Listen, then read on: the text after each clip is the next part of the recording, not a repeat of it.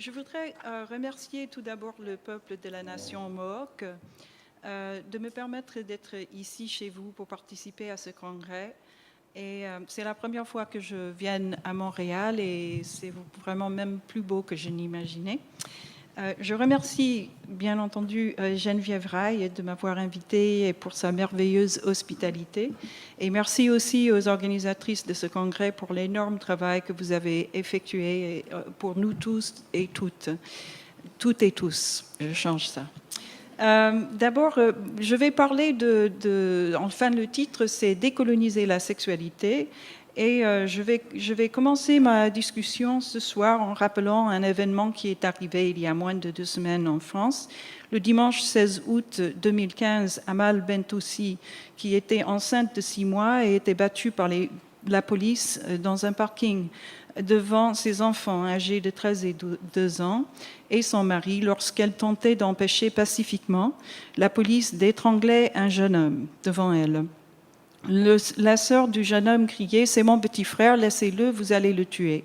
En 2012, Amin Bentoussi, le petit frère d'Amal, avait été assassiné par la police, abattu dans le dos, dans ce qui est devenu une affaire très médiatisée, et probablement certains d'entre vous avaient entendu parler de cela.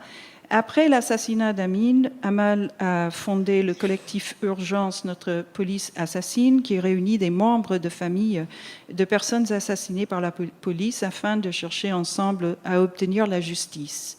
Amal est la principale personne qui appelle la marche de la dignité et contre le racisme qui aura lieu à Paris le 31 octobre. Elle est aussi membre du comité qui organise la marche. Mon intervention ce soir ne porte pas sur la violence de la police, ni sur Amal, ni sur son travail politique. Il porte sur la question connexe de décoloniser la sexualité. En fait, la violence qui est arrivée à Amal, son frère, toute sa famille et tant d'autres en France et tout à travers le monde ne peut se produire qu'à cause d'une longue généalogie et présente du racisme, du colonialisme et de la colonialité qui sont toujours profondément sexuées et genrées. Dans la culture française dominante, chez l'État et ses appareils, en général, une femme qui est enceinte, une femme blanche qui est enceinte de 6 mois est traitée avec du respect ou au moins avec soin. Beaucoup de féministes ont longtemps critiqué la glorification misogyne de la maternité tout en luttant pour les droits des mères et de toutes les autres femmes. En effet, dans les contextes misogynes, la maternité est instrumentalisée pour limiter la vie des mères et pour marginaliser ou éliminer des corps féminins non reproductifs et de les construire avec plein d'insultes, notamment quand il s'agit de lesbiennes, de queer ou de femmes transgenres. Donc, dans beaucoup de cas, les femmes sont considérées comme des non reproductives, sont considérées comme des égoïstes, des antisociales, des folles, etc. Il y a une longue liste d'insultes que nous connaissons toutes. Mais lorsque la mère en question est une racisée, sa vie, littéralement, n'a pas d'importance. Et cet acte a pu avoir lieu parce qu'il s'inscrit dans une très longue histoire d'actes contre les femmes racisées qui visent à empêcher la reproduction de sujets racisés, que cela soit par l'assassinat, la mutilation, la stérilisation, l'enlèvement, le déplacement. Mais l'assassinat de son frère, d'Amal, par la police est également genré et sexué, mais je n'ai pas le temps de rentrer là-dedans, je vais en parler peut-être tout à l'heure. Ce soir, mes remarques seront organisées dans 4 parties. Je vais d'abord aborder la question des généalogies et contours de la sexualité colonisée. Deuxièmement, je vais présenter quelques apports théoriques venant de 4 champs d'études qui placent la sexualité colonisée au centre. Et troisièmement, je vais expliquer certaines zones de convergence entre ces 4 tendances. Et puis finalement, je vais offrir quelques réflexions sur comment on peut faire pour décoloniser la sexualité. Donc, les contours et généalogie de la sexualité colonisée, c'est une question qui est abordée dans 4 tendances principales d'aujourd'hui. Peut-être la première, c'est les études autochtones sur le plan transnational. Il y a des études autochtones qui ont leur généalogie dans les analyses et les épistémologies et les mouvements sociaux directement produites par les communautés et des sujets autochtones. En tant que formation académique qui existe en tant que formation académique aux États-Unis, les études autochtones ont longtemps été intéressées à comprendre les généalogies et le présent de sujets autochtones, et en particulier comment les projets coloniaux de génocide physique et culturel, le vol des terres et des cultures autochtones étaient des murs genrés, sexualisés et racisés. Michoana R. Gomen de la nation Tonawanda Seneca démontre par exemple dans son livre « Écoutez-moi bien, femmes autochtones, cartographie de nos nations » comment les femmes autochtones ont résisté à la violence coloniale ensemble. En fait, le génocide a été souvent joué sur le corps des femmes et des enfants, et dans la conquête de la violence sexuelle et du génocide des Indiennes de l'Amérique, Andrea Smith analyse comment, entre les années 1880 et 1980, les colonisateurs des États-Unis ont volé des enfants autochtones à leurs familles et les a placés dans les pensionnats d'État où beaucoup ont été abusés sexuellement. Tout au long de la colonisation des États-Unis, les femmes autochtones ont été soumises à des politiques visant à éliminer, diminuer ou marginaliser la population autochtone.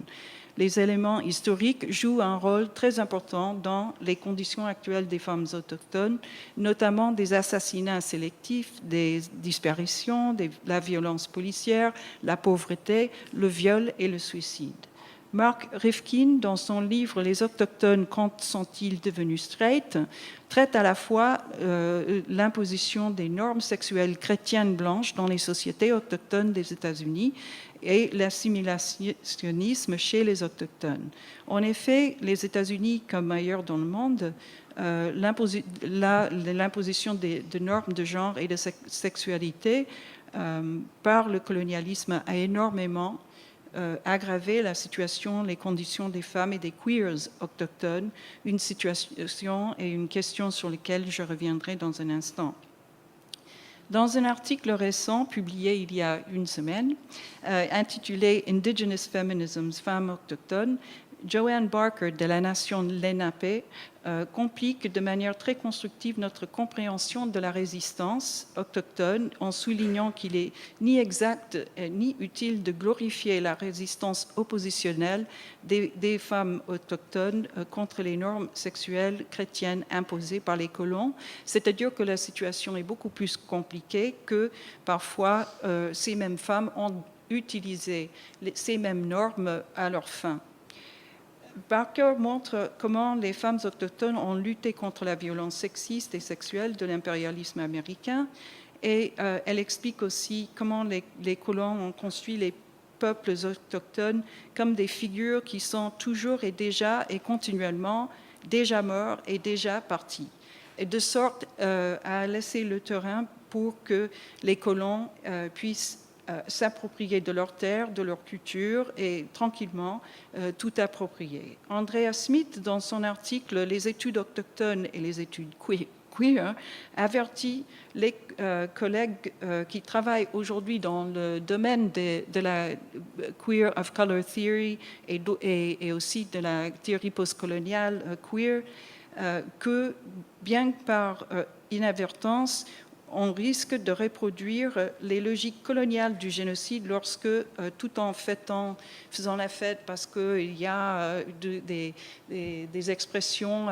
lesbiennes, gays, queer et trans de couleur, qu'en même temps, si on ne tient pas compte du fait que des conditions matérielles et culturelles et des sujets et des résistances des autochtones queer et non queer, on risque de reproduire le génocide. C'est-à-dire cette disparition, c'est toujours cette disparition. Aussi, au sein des études autochtones, il y a une forte engagement envers les épistémologies autochtones. Je n'ai pas beaucoup de temps pour en parler, mais je veux juste signaler que, par exemple, des études faites sur les îles de la mer Pacifique soulignent que les pays du Nord imaginent les îles de la mer Pacifique comme des petites terres insignifiantes sur la carte du monde, mais pour les peuples qui y vivent, leur monde inclut la terre et la mer Pacifique et qu'ils considèrent comme leur mère et leur grand-mère. Et donc, il s'agit vraiment d'un immense espace et qu'il est important aussi de souligner que c'est une figure de la mer qui est un peu en dehors de la misogynie. Voilà. La deuxième tendance dont je veux parler, c'est la théorie postcoloniale. La théorie postcoloniale a souvent été associée à l'Inde, et il est vrai qu'il s'est beaucoup développé en Inde, mais aussi en Afrique, chez certains auteurs francophones tels Achille Mbembe. Cela dit, ce champ d'études est lourdement endetté et encore à d'autres auteurs francophones. Je veux dire, Frantz Fanon, Aimé Césaire sont vraiment à la base de ces théories-là. Et sans entrer dans l'histoire de la théorie postcoloniale, je vais juste dire quelques mots sur la théorie féministe et queer postcoloniale. Voilà. Peut-être l'apport principal de la théorie féministe postcoloniale a été de démontrer la place centrale du genre et de la sexualité dans la formation coloniale de relations de pouvoir, de sujets et de populations, y compris des sujets qui sont loin des colonies. Et Fanon avait proposé, et Albert Memmi aussi a élaboré, comment le colonialisme ne peut se résumer simplement à un acte du colon présumé actif contre le colonisateur présumé passif. Au contraire, le colonialisme est une relation qui forme à la fois les sujets colonisateurs et les colonisés. Pour de nombreux théoriciens féministes postcoloniales, les normativités de genre et de la sexualité aujourd'hui sont elles-mêmes des constructions coloniales. Et puis, voilà. Depuis quelques années, il y a une prolifération de conférences et de publications de la théorie postcoloniale en France. Malheureusement, quand on parle de la théorie postcoloniale en France, on parle d'habitude de l'Inde et la Bretagne et très peu souvent de la France. On voit qu'il y a un peu, ça commence à se corriger un tout petit peu. Par exemple, il y a une conférence qui va avoir lieu au Havre au mois de novembre et qui traite vraiment de manière très centrale de la colonisation de la France, de la colonisation française. Je veux juste signaler que il y a Fatima Mernissi, Lara Installer et d'autres livres féministes postcoloniales en français et cela signifie que face à cette relation coloniale dans le contexte francophone, on voit souvent dans ces ouvrages qu'il y a du colonialisme flagrante, je veux dire, on répète des discours coloniaux de manière flagrante ou de manière subtile. Par exemple, du côté flagrant, on peut se rappeler du discours hegelien de Sarkozy à Dakar et sur la façon dont, à son avis, l'Afrique n'a pas d'histoire. On peut rappeler avec cela le fait que Luce Irigaray avait souligné il y a longtemps comment en Occident on associe des hommes, blancs sûrement, à l'histoire et le mouvement et la culture, tandis qu'on associe les femmes à la stagnation et à la nature.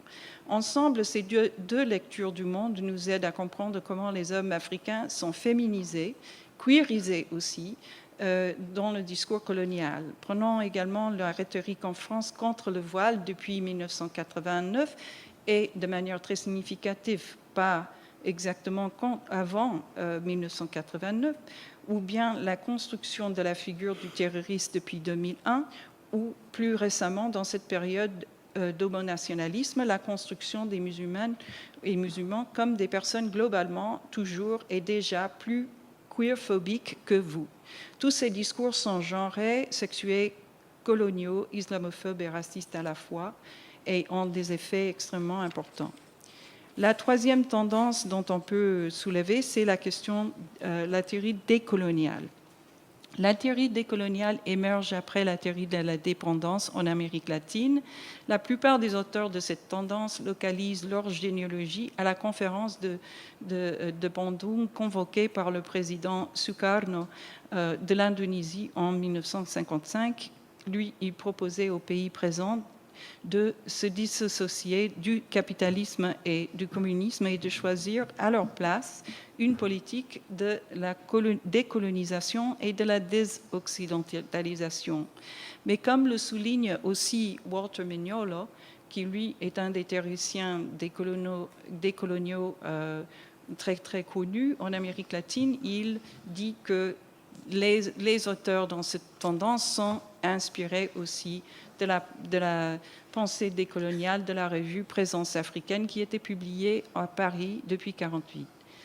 Donc la théorie décoloniale partage une partie de sa généalogie avec la théorie postcoloniale et on peut se demander quelle est la différence entre les deux.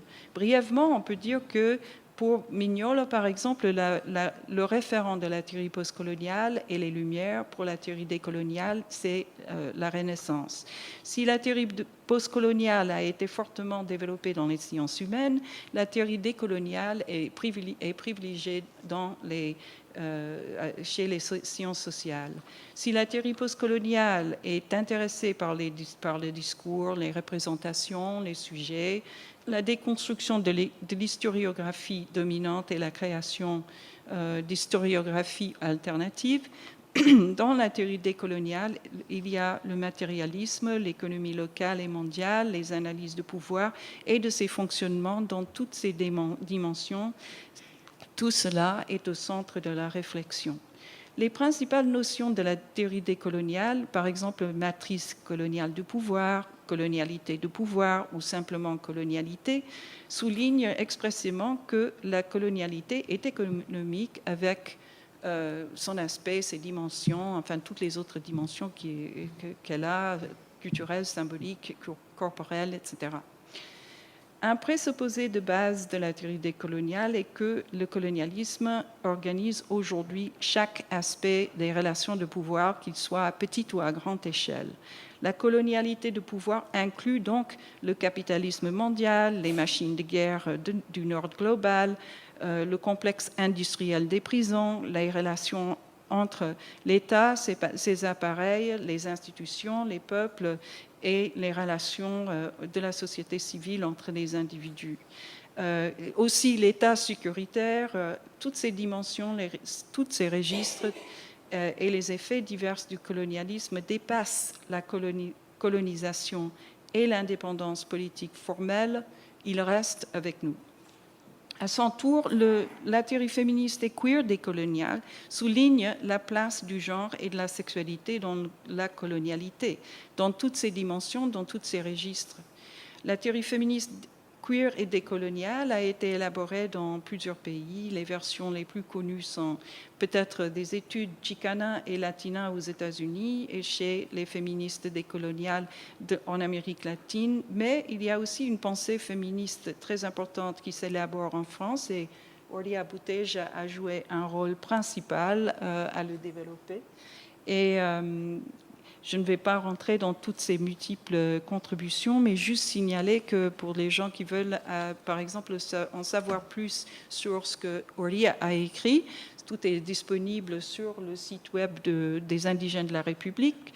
Et si vous voulez en savoir plus sur ce qu'ont écrit des féministes Chicana, Latina et de l'Amérique latine, il y a des traductions qui sont disponibles, des traductions en français, sur le site des cahiers du CEDREF, gratuites et libres, vous pouvez les avoir. Je regrette de ne pas avoir plus de temps pour entrer dans les détails, mais j'espère avoir des questions là-dessus. Quatrième tendance, c'est la théorie féministe et queer qui est racisme et colonialisme consciente. On peut comprendre la théorie féministe et queer qui est racisme et colonialisme consciente par opposition à la théorie féministe et queer qui est racisme et colonialisme amnésiaque. cela inclut énormément de tendances. J'inclus dans cette tendance toutes les autres tendances, c'est-à-dire que c'est très hétérogène. Et voilà, la théorie féministe et queer qui est racisme et colonialisme amnésiaque, évidemment, ne reconnaît pas l'existence du colonialisme, de la colonialité, du racisme. Et ainsi, en ne le reconnaissant, a énormément tendance à le reproduire. Et d'ailleurs, c'est ça ce qui se passe. Voilà. Par contre, la théorie féministe et queer qui est race et colonialisme consciente est principalement une création de féministes et de queers autochtones, indigènes, of color, mais aussi de nos alliés et de toutes les couleurs, de toute positionnalité. Il y a eu des débats contre l'essentialisme, j'en reviens pas là-dessus, mais je dirais tout simplement qu'il s'agit d'une pensée non essentialiste, mais plutôt aussi anti-essentialiste, que n'importe quel sujet peut produire ce type de théorie. Pour ce courant, le colonialisme est toujours genré et sexualisé.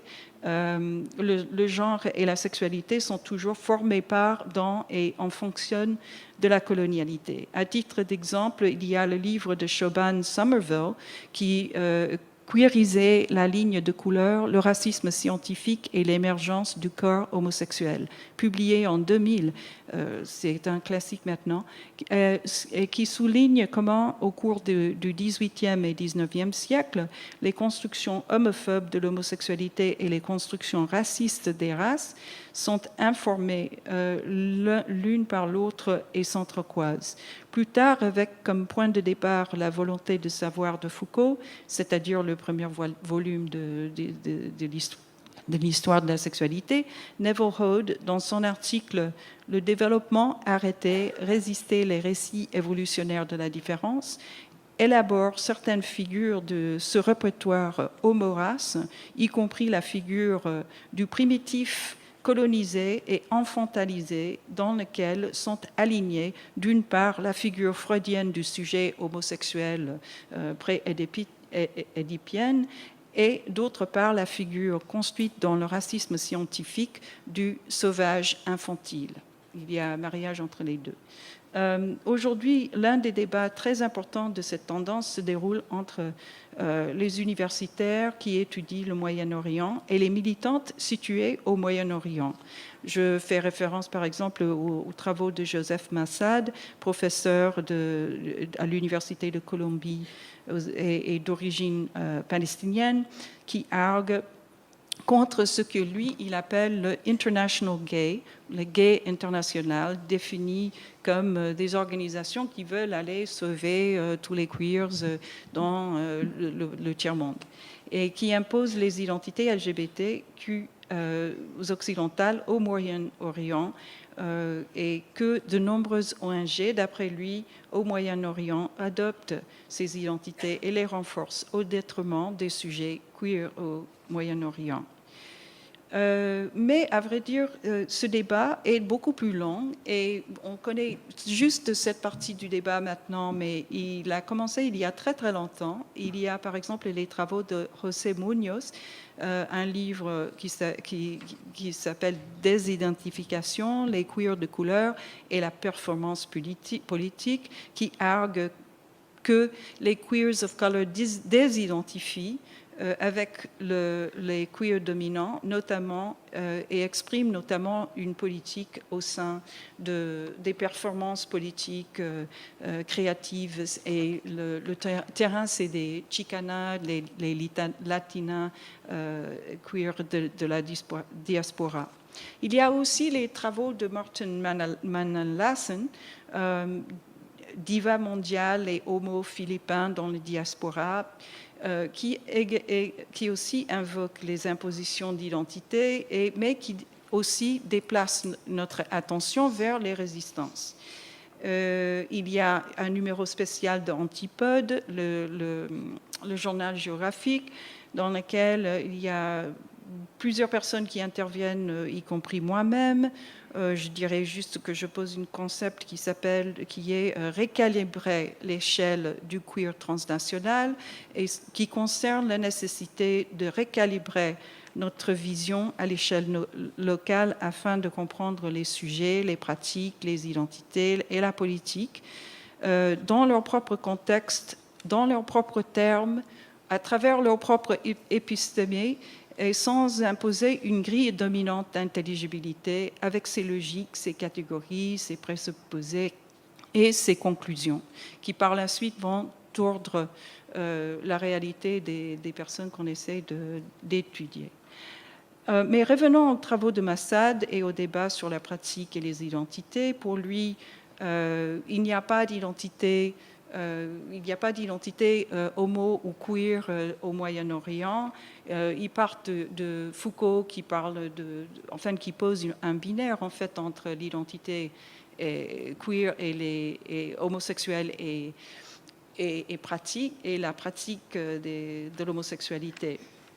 Alors il y a aussi des personnes qui ont contesté fortement, par exemple la lesbienne palestinienne Samar Habib, universitaire, qui dans une série de livres démontre amplement des identités lesbiennes. Je pense en particulier à des titres qu'elle a fait tels l'islam et l'homosexualité, l'homosexualité féminine dans le Moyen-Orient, histoires et représentations, textes arabo-islamiques sur l'homosexualité féminine, 850 jusqu'en 1780. Parce que Massad cite plusieurs groupes militants travaillant dans le Moyen-Orient, il y a aussi des gens qui se lèvent contre lui. Et par exemple, le groupe LM du Liban le traite d'homophobe irrespectueux du travail des militantes et hors du contact avec la réalité au Moyen-Orient. Anine May, qui est la fondatrice de l'organisation lesbienne palestinienne Al-Cause, reprend également cette question dans une série d'articles, mais elle dit qu'elle estime que c'est très important pour des lesbiennes palestiniennes de s'organiser de manière autonome, non pas de manière séparée, et de lutter non pas avec les autres mouvements homo, LGBT, lesbiennes, etc. Dans le monde, mais plutôt de lutter avec le peuple et du côté du peuple palestinien pour la libération de la Palestine. Et donc, c'est le travail de Al-Cause. Avec toutes ces complexités à l'esprit, je continue à penser que c'est vraiment important de localiser nos analyses. Je passe maintenant, je vais en dire 2 mots sur les zones d'accord, de convergence et de la continuité à travers les 4 tendances. On peut soulever qu'il y a beaucoup de... En fait, c'est très riche comme domaine de discussion et donc il y a aussi des désaccords, mais je ne veux pas dire que tout le monde est d'accord, etc. Mais je veux juste revenir vers certains points d'accord. Et premièrement, toutes sont d'accord que le colonialisme a imposé ses propres normativités de genre et de la sexualité sur les populations et les espaces colonisés. En ce faisant, le colonialisme a considérablement aggravé la situation des femmes et des queers tout en affirmant dans ses discours civilisationnels et de sauvetage que le colonialisme a amélioré leurs conditions. Ainsi commence, par exemple, la pratique de ce que Rabab Abdou-Hadi et d'autres appellent le féminisme colonial d'État, mais il y a aussi le féminisme colonial de la société civile. Cela a des effets économiques, psychiques, épistémologiques et culturels. Par exemple, les économies colonisées réorientées pour survivre les colons imposent une division sexiste du travail qui perturbe, interrompt et restructure les formations de parenté. Un exemple est l'affectation de tracteurs aux hommes en Inde au nom du développement rural, une pratique qui déplace les femmes qui étaient autrefois les principales responsables de l'agriculture dans de nombreuses communautés. Ainsi, les femmes occupaient une place importante à la fois dans l'économie et la parenté, mais elles se voient marginalisées et dépourvues de pouvoir. Deuxième point d'accord, les différentes tendances sont d'accord sur l'idée que le genre et la sexualité sont au au cœur de ce que Gayatri Spivak appelle la violence épistémique coloniale. En effet, le colonialisme a imposé sa propre vision du monde, sa manière de penser, ses logiques, ses présupposés, ses catégories, ses conclusions, et cette imposition violente a des effets matériaux aujourd'hui. Je pense que j'ai donné quelques exemples, mais à côté des discours de la mission civilisatrice et du sauvetage, on peut parler de l'exotisation et de l'exceptionnalisme qui, eux, sont construits en termes d'excès et de manque par rapport aux normes du colonisateur, c'est-à-dire des normes dominantes. Donc, on voit que dans les représentations coloniales, on voit soit des termes soit d'excès ou de manque. Des sujets colonisés sont considérés d'être soit sursexués, soit ils manquent de libido, soit trop masculins, soit trop féminisés, soit trop actifs, soit trop passifs. Et la liste continue.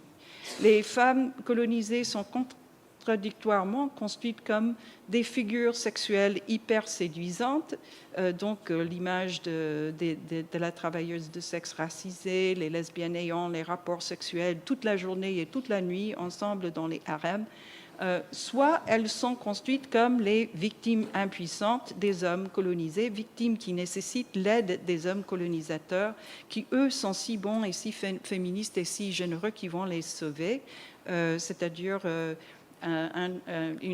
l'action que, en fait, ce discours que Gayatri Spivak résume succinctement ainsi, elle dit « Les hommes blancs sauvent les femmes brunes des hommes bruns ».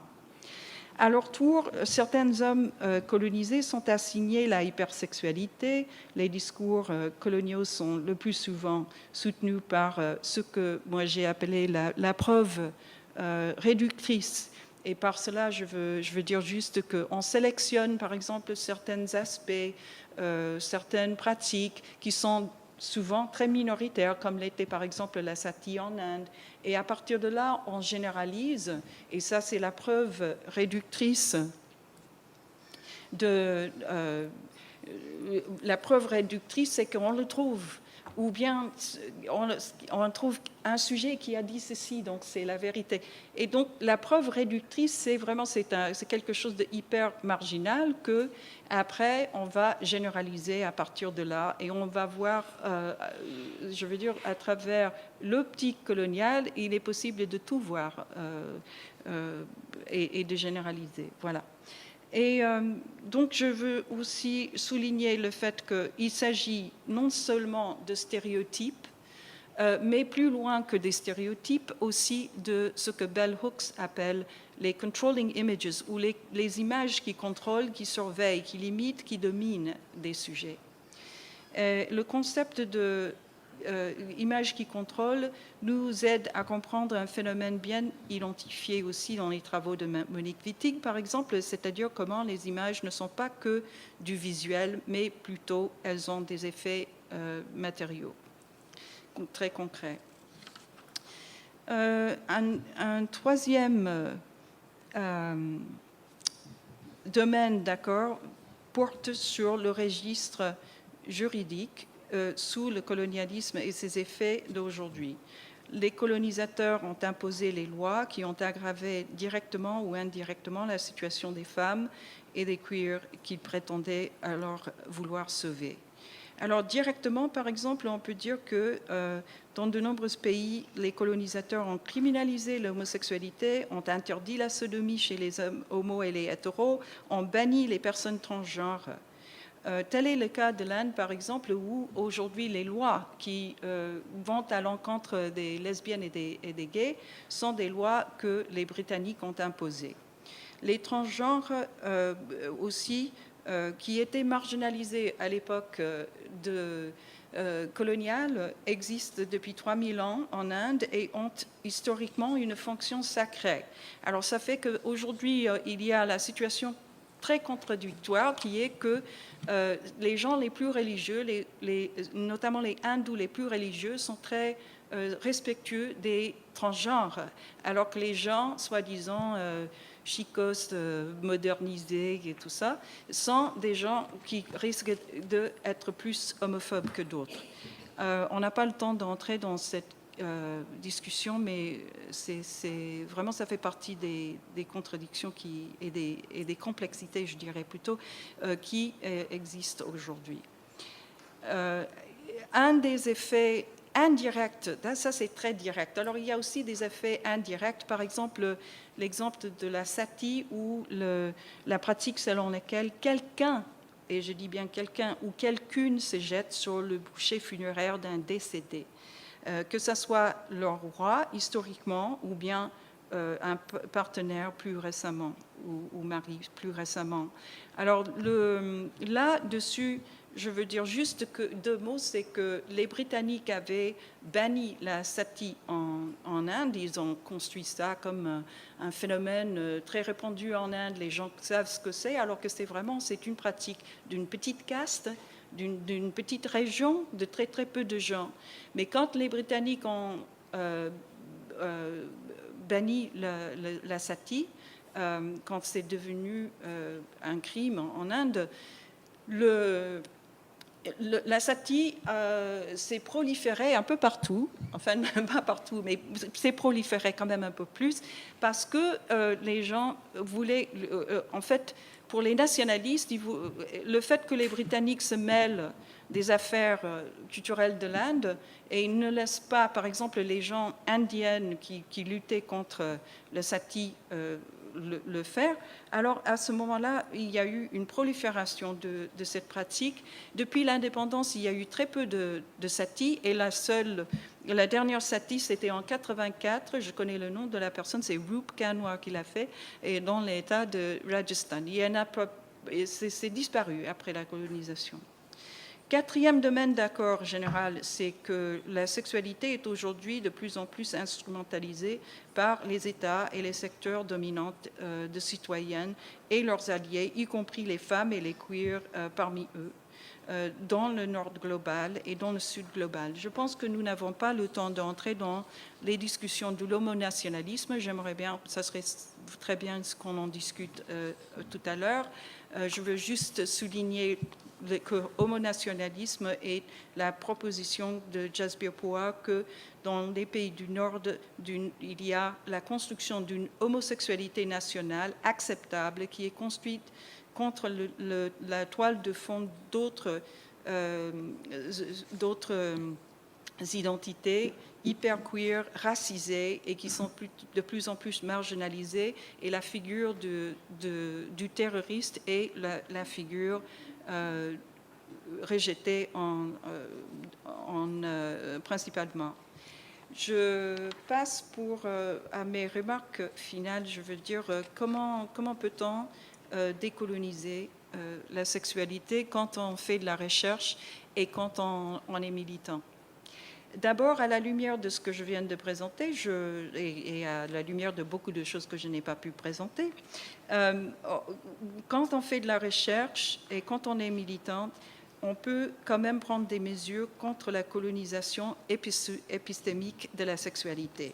Pour ce faire, il s'agit d'abord de placer le colonialisme et la colonialité au centre de la recherche, de l'analyse et de la pratique féministe et queer.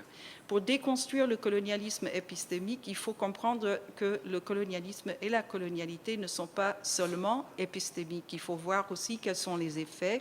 Et à ce moment-là, on se pose quand même des questions un peu différemment.